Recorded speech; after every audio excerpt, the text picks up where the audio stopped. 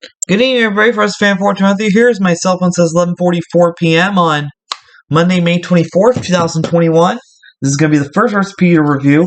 This is on how to make. This is from Mr. Food Test Kitchen. It's your family's favorite meatloaf.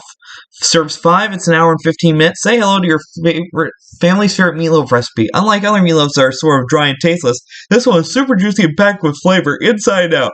And the combo of bacon and the glaze makes it truly irresistible. Here's what you need. 2 pounds of ground chuck. Any good meatloaf would start with that. 1.5 cups of finely crushed butter-flavored crackers. Of course, you want to go for the Ritz crackers if you must. The saltines don't do much. Now, I don't have anything against saltines, but they won't be ideal for this recipe. 1/2 cup of chopped onion. 3/4 cup of ketchup. And yes, you do have to divide it. 2 eggs, just to hold it all together.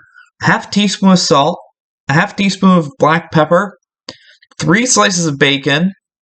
1 tablespoon of prepared yellow mustard. Of course, the brand you want to use is French's.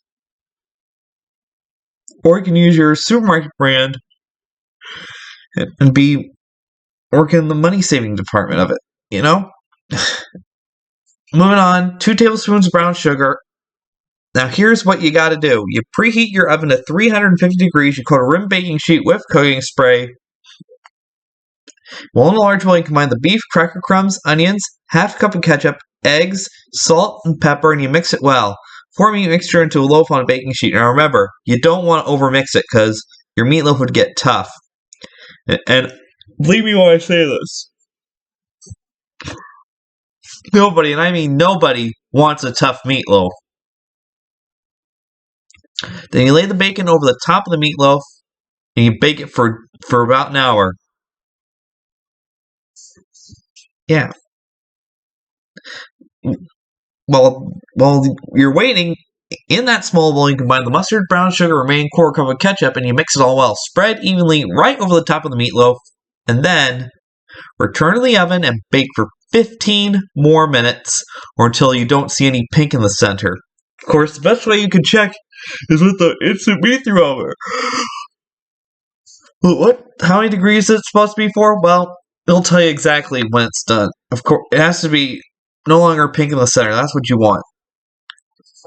But this meatloaf recipe is served with mashed potatoes, vegetables, any night of the week, and yes, it's going to be your family's favorite.